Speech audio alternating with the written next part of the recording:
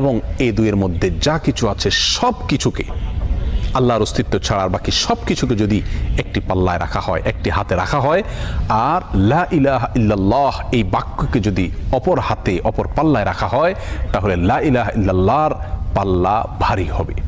এত ওয়েটফুল এই আমল, এত ওজনী এই আমল, এই জিকির।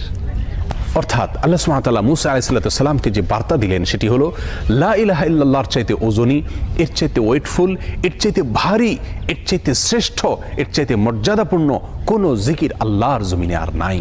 প্রিয় বন্ধুগণ, মুসা আলাইহিস সালামের জন্য সবচেয়ে স্পেশাল দোয়া হিসাবে, সবচেয়ে স্পেশাল জিকির হিসাবে আল্লাহ সুবহানাহু ওয়া তাআলা যে দোয়াটি নির্বাচন করলেন, যেটাকে সবচাইতে ওজনী আমল হিসাবে আল্লাহ সুবহানাহু ওয়া তাআলা স্পষ্টভাবে ব্যক্ত করলেন, সেটি হলো লা ইলাহা ইল্লাল্লাহ।